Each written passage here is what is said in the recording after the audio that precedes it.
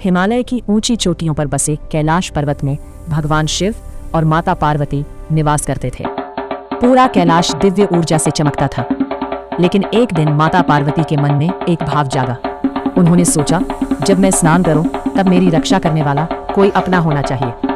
माँ का हृदय प्रेम से भर उठा। माता पार्वती ने अपने शरीर की हल्दी और उपटन से एक सुंदर बालक बनाया।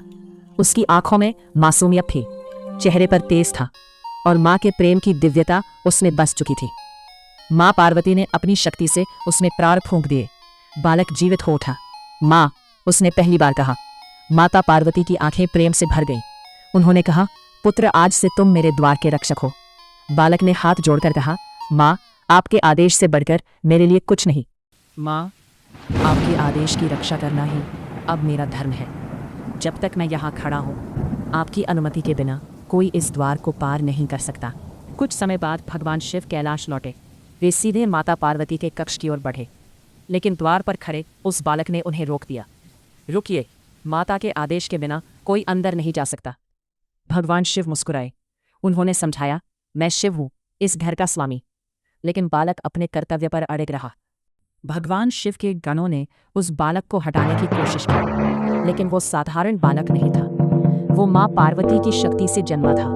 उसने अकेले ही सभी गणों को पराजित कर दिया। देवता आश्चर्यचकित रह गए।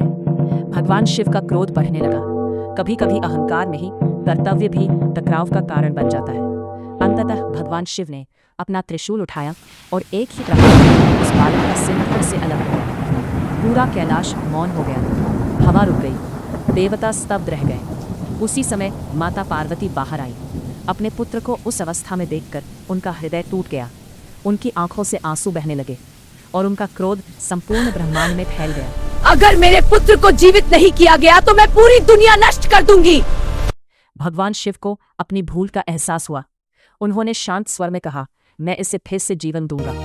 भगवान शिव ने अपने गणों को आदेश दिया, उत्तर दिशा में जो पहला जीव मिले उसका सिर लेकर आओ। कुछ समय बाद गण एक हाथी के बच्चे का सिर लेकर आए।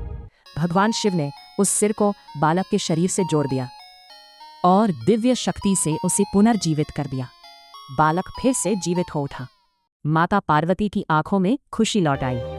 भगवान शिव ने कहा, आज से ये बालक गणों का ईश्वर होगा। संसार इसे गणेश के नाम से जानेगा। हर शुभ कार्य से पहले इसकी पूजा होगी। देवताओं ने पुष्प वर्षा की। पूरा कैलाश जय गणेश के जयकारों से गूंज उठा।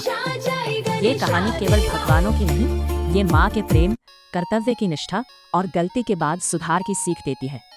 माँ पार्वती ने प्रेम से जीवन दिया, गणेश जी ने कर्तव्य निभाया और भगवान शिव ने अपनी भूल स्वीकार कर उसे ठीक किया। सच्चा महान वही है जो अपनी शक्ति के साथ विनम्रता भी रखे।